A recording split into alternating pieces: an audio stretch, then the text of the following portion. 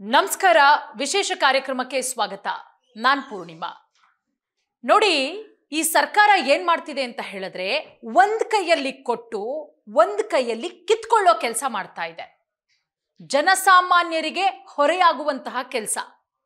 ಯಾಕೆ ಈ ರೀತಿ ಹೇಳ್ತಾ ಇದ್ದೀವಿ ಅಂತ ಹೇಳಿದ್ರೆ, ಒಂದರ ಬೆಲೆಯನ್ನ ಕಡಿಮೆ ಮಾಡೋದು, ಅದನ್ನ ಸರಿದೂಗಿಸ್ಬೇಕಲ್ಲ, ಇನ್ನೊಂದು ಬೆಲೆಯನ್ನ ಜಾಸ್ತಿ ಮಾಡೋದು. ಮತ್ತೆ ಹಾಲಿನ ದರ ಏರಿಕೆಯಾಗುವಂತಹ ಸಾಧ್ಯತೆಗಳಿದೆ. ಇದು ಯಾರ ಮೇಲೆ ಹೊರೆಯಾಗೋದು? ಸರ್ಕಾರ ಏನು ಹೇಳುತ್ತೆ? ಅಧ್ಯಕ್ಷರು ಏನು ಹೇಳ್ತಾರೆ?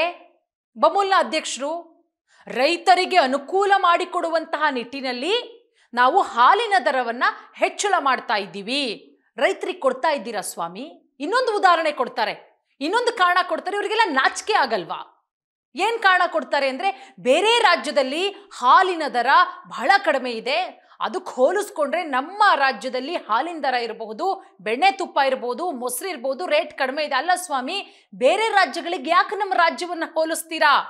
ನಮ್ಮ ರಾಜ್ಯ ಮಾದರಿ ರಾಜ್ಯ ಆಗಬೇಕು. ಬೇರೆ ರಾಜ್ಯದಲ್ಲಿ ಹೆಚ್ಚಾಗಿದ್ರೆ ನೀವು ಆ ಜಿದ್ದಿನ ಮೇಲೆ ನಮ್ಮ ರಾಜ್ಯದಲ್ಲಿ ಹೆಚ್ಚು ಮಾಡಿದ್ರೆ ಆ ರಾಜ್ಯಕ್ಕೂ ನಮ್ಮ ರಾಜ್ಯಕ್ಕೂ ಏನ್ ವ್ಯತ್ಯಾಸ? ಹಾಗಾದ್ರೆ ನಮ್ಮ ರಾಜ್ಯ ಹೆಂಗ್ ಮಾದರಿ ಆಗುತ್ತೆ? ನೀವ್ ಹೆಂಗ್ ಅವ್ರಿಗಿಂತ ಒಳ್ಳೆ ಆಡಳಿತ ಕೊಡ್ತೀರಾ? ಹಾಗಾದ್ರೆ ಅವ್ರ ಆಡಳಿತ ಕರೆಕ್ಟಾಗಿ ನಡೆಸೋದಕ್ಕಾಗದೆ, ಹಣಕಾಸಿನಲ್ಲಿ ಒಂದ್ ರೀತಿ ಸರಿದೂಗ್ಸೋಕ್ಕಾಗದೆ, ಆರ್ಥಿಕ ಸಮಸ್ಯೆಯಿಂದ ಎಲ್ಲ ರೇಟ್ ಜಾಸ್ತಿ ಮಾಡ್ಕೋತಾರೆ ಬೇರೆ ರಾಜ್ಯದವರು. ನೀವು ಕಡಿಮೆ ಮಾಡಬೇಕು, ನಮ್ಮ ರಾಜ್ಯದ ಜನರಿಗಾಗ್ಲಿ ರೈತರಿಗಾಗ್ಲಿ ಅನುಕೂಲ ಆಗಬೇಕು ಅಂತ ಹೇಳಿದ್ರೆ. ಅದನ್ನ ಬಿಟ್ಟು ನೀವು ಕೊಡೋ ಕಾರಣಗಳೇನು? ಹಾಲಿನ ದರ ಏರಿಕೆ ಆಗುತ್ತೆ ಅಂತ ನಾವೇನಾದ್ರೂ ಮೈಕ್ ಹಿಡ್ಕೊಂಡು ನಿಮ್ಗೆ ಕೇಳಿದ್ರೆ, ಏರಿಕೆ ಆಗ್ತಿದೆಯಲ್ಲ ಸರ್ ಅಂದ್ರೆ ನೀವೇನು ಉತ್ತರ ಕೊಡ್ತೀರಾ? ಹೌದು, ರೈತರಿಗೆ ಕೊಡ್ತಾ ಇದ್ದೀವಿ. ಎಲ್ಲಿ ಸ್ವಾಮಿ ರೈತರಿಗೆ? 2 ರೂಪಾಯಿ ಕೊಡಬೇಕಾದಂಥ ದುಡ್ಡು ಎಲ್ಲಿ ಬಂದಿದೆ ಹಾಗಾದ್ರೆ ರೈತರಿಗೆ? ಯಾವಾಗ ಕೊಟ್ಟಿದ್ದೀರಾ? ನೋಡಿ, ಮೊನ್ನೆ 2 ರೂಪಾಯಿ ಏನೋ ಜಾಸ್ತಿ ಮಾಡಿದ್ರು. ಹಾಲಿನ ದರ 2 ರೂಪಾಯಿ, ಮೊಸರಿನ ದರ 2 ರೂಪಾಯಿ, ಅದಾಯ್ತು. ಈಗ ಮತ್ತೆ ಹಾಲಿನ ದರ ಏರಿಕೆಯಾಗುವ ಎಲ್ಲ ಸಾಧ್ಯತೆಗಳು ಕೂಡ ಇದೆ. ಸ್ವತಃ ರಾಜ್ಯದಲ್ಲಿ ಮತ್ತೆ ನಂದಿನಿ ಹಾಲಿನ ದರ ಏರಿಕೆಯಾಗುವಂತಹ ಸಾಧ್ಯತೆ. ಬಮೂಲ್ ಅಧ್ಯಕ್ಷರಾದಂತಹ DK ಸುರೇಶ್ ಅವರು ಕೇಳಿದ್ರೆ ಏನು ಉತ್ತರ ಕೊಡ್ತಾರೆ ಗೊತ್ತಾ? ಬೇರೆ ಬೇರೆ ಕಂಪನಿಯ ಹಾಲಿನ ದರ ಜಾಸ್ತಿ ಇದೆ. ನಾನು ಆಗ್ಲೇ ಹೇಳದ್ನಲ್ಲ, ಬೇರೆ ಬೇರೆ ರಾಜ್ಯಗಳ ಹಾಲಿನ ದರ ಜಾಸ್ತಿ ಇದೆ. ಅಲ್ಲ ಸ್ವಾಮಿ, ಬೇರೆ ರಾಜ್ಯದ ಹಾಲಿನ ದರ ಜಾಸ್ತಿ ಇರಲಿ, ನಮ್ಮ ರಾಜ್ಯದಲ್ಲಿ ಕಡಿಮೆ ಕೊಡಿ, ಆಗ ನೋಡಿ ಕರೆಕ್ಟ್ ಬೇಷಿದ್ದೀರಾ, ನೀವು ಆಡಳಿತ ಮಾಡೋದಕ್ಕೆ ಲಾಯಕ್ಕಿದ್ದೀರಾ ಅಂತಾರೆ. ಅದನ್ನು ಬಿಟ್ಟು ನೀವು ಹಾಲಿನ ದರ ಎಲ್ಲ ಹೆಚ್ಚಳ ಮಾಡಿಬಿಟ್ಟು ಬೇರೆ ರಾಜ್ಯಗಳಿಗೆ ಹೋಲಿಸ್ಕೊಂಡ್ರೆ ನೀವು ಆಡಳಿತ ಮಾಡೋದಕ್ಕೆ ನಾಲಾಯಕ್ಕು. ಎಲ್ಲಿಂದ ತರ್ತಾರೆ ಜನ ದುಡ್ಡು?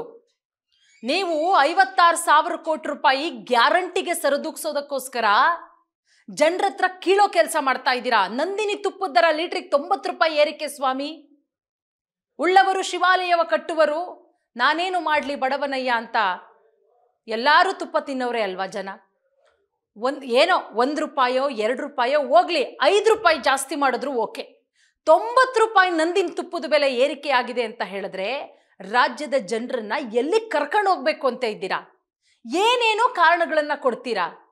ಜನ ಸುಮ್ಮನೆ ಇದ್ದಾರೆ ಅಂತ ಹೇಳಿ ಎಲ್ಲವನ್ನ ಕೂಡ ಗಮನಿಸ್ತಾ ಇರ್ತಾರೆ. ಎಚ್ಚರಿಕೆಯಿಂದ ಇರಿ. ನೋಡಿ, ಹೇಳ್ತಾರೆ ಬಮೂಲ್ ಅಧ್ಯಕ್ಷರಾದಂತಹ DK ಸುರೇಶ್ ಅವರು, 1 ಲೀಟರ್ ಹಾಲು ಮಾರಿದ್ರೆ ಲಾಭ ಆಗುತ್ತೆ. ತುಪ್ಪ ಇವತ್ತು ದರ ಏರಿಕೆ ಮಾಡಲಾಗಿದೆ. ಬೇರೆ ಕಂಪನಿಯ ಹಾಲು ಆನ್ಲೈನ್ ಮಾರ್ಕೆಟಿಂಗ್ ಜಾಸ್ತಿ ಆಗಿದೆಯಂತೆ. ನೀವು ಮಾಡ್ಕೊಳ್ಳಿ ಆನ್ಲೈನ್ ಮಾರ್ಕೆಟಿಂಗ್ ಜಾಸ್ತಿ. ನಾವು ರೈತರಿಗೆ ಹಾಲು ಕೂಡಲೇ ಹಣ ಕೊಡಬೇಕು. ಬೇರೆ ರಾಜ್ಯಗಳು ಹೆಚ್ಚು ಹಣವನ್ನ ಬಾಕಿ ಉಳಿಸ್ಕೊಂಡಿಲ್ಲ ಅನ್ಸುತ್ತೆ, DK ಸುರೇಶ್ ಅವರು ಹೇಳಿರೋದು.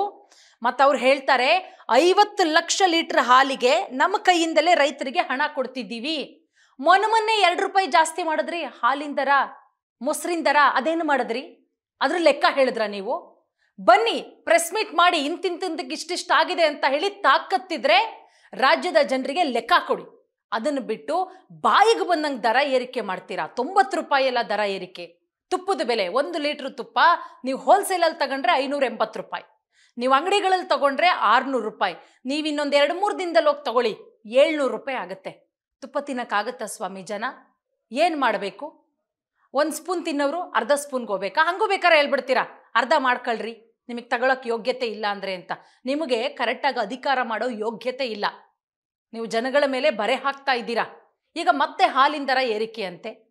ನೋಡಿ, ಹೇಳ್ತಾರೆ ನಮ್ಮಲ್ಲಿ 95 ಲಕ್ಷದಿಂದ 1 ಕೋಟಿ ಲೀಟರ್ ಹಾಲು ಉತ್ಪತ್ತಿ ಆಗುತ್ತೆ, ಆದರೆ 50 ಲಕ್ಷ ಲೀಟರ್ ಹಾಲು ಮಾತ್ರ ಮಾರಾಟ ಆಗುತ್ತಂತೆ.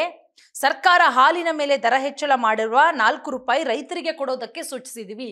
ನಾವು ಮಾನ್ಯ ಡಿ.ಕೆ. ಸುರೇಶ್ ಅವರೇ, ಒಂದಿಷ್ಟು ರೈತರನ್ನ ಫೋನ್ ಕಾಲ್ ತಗೋತೀವಿ. ಮನೇಲಿ ಹಸು ಸಾಕಿ ಡೈರಿಗೆ ಹಾಲು ಹಾಕ್ತಾ ಇರುವಂತಹ ರೈತರನ್ನ, ಎಷ್ಟು ತಿಂಗಳಿಂದ ನೀವು ಕೊಡ್ತಾ ಇರುವಂಥ 4 ರೂಪಾಯಿ ಪ್ರೋತ್ಸಾಹಧನ ಬಾಕಿ ಇದೆ ಅಥವಾ ಕರೆಕ್ಟಾಗಿ ಹೋಗ್ತಾ ಇದೆಯಾ, ದಯವಿಟ್ಟು ಕೇಳ್ಕೊಳ್ಳಿ. ಅದನ್ನು ಬಿಟ್ಟು ಬಾಯಿಗೆ ಬಂದಂಗೆ ದರ ಏರಿಕೆ ಮಾಡೋದು, ಬೇರೆ ರಾಜ್ಯಗಳಿಗೆ ಹೋಲಿಸಿದ್ರೆ ನೀವು ಆಡಳಿತ ಮಾಡೋದು ಆ ರಾಜ್ಯವನ್ನು ನೋಡ, ಅಥವಾ ನೀವು ಇಲ್ಲಿ ರೇಟ್ ಕಡಿಮೆ ಇಟ್ಟಾಗ ಬೇರೆ ರಾಜ್ಯದವರು ಕರ್ನಾಟಕವನ್ನು ಮಾದರಿಯನ್ನಾಗಿ ತಗೋತಾರೆ. ನಂದಿನಿ ಒಂದು ಬ್ರ್ಯಾಂಡು, ಅಂಥ ಬ್ರ್ಯಾಂಡಿಗೆ ಕಡಿಮೆ ಇದೆ, ನಾವ್ಯಾಕೆ ಹೆಚ್ಚಳ ಮಾಡಬೇಕು ಅಂತ ನೀವು ಅವ್ರನ್ನ ನೋಡಿ ಆಡಳಿತ ಮಾಡ್ತೀರಿ ಅಂದರೆ ಯಾಕ್ರಿ ಆಡಳಿತ? ಮನೇಲಿ ಕುತ್ಕೊಂಡ್ಬಿಡಿ.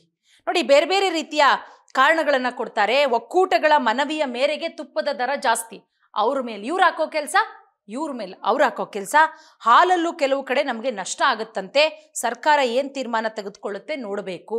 ನೋಡೋಣ ಸರ್ಕಾರ ಏನು ತೀರ್ಮಾನ ತೆಗೆದುಕೊಳ್ಳುತ್ತೆ.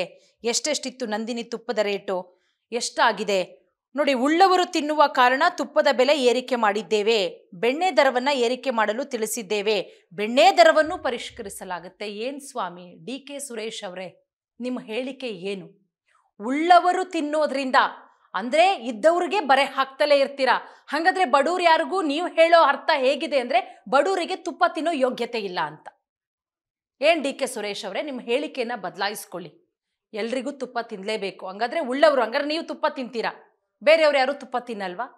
ನಿಮ್ಮ ಹೇಳಿಕೆ ಏನು? ಯಾಕೆ ಈ ರೀತಿ ಜನಸಾಮಾನ್ಯರ ಮೇಲೆ ಬರೆ ಹಾಕಿದ್ರೆ ಖಂಡಿತವಾಗ್ಲೂ ಕೂಡ ಒಂದು ಸಲ ಜನ ಸೋಲಿಸಿದ್ದಾರೆ, ಒಂದು ಸಲ ಬುದ್ಧಿ ಕಲಿಸಿದ್ದಾರೆ. ಪದೇ ಪದೇ ಅದೇ ರೀತಿ ಮಾಡೋದಕ್ಕೆ ಹೋಗಬೇಡಿ, ಜನರ ಮೇಲೆ ಬರೆ ಹಾಕೋದಕ್ಕೆ ಹೋಗಬೇಡಿ.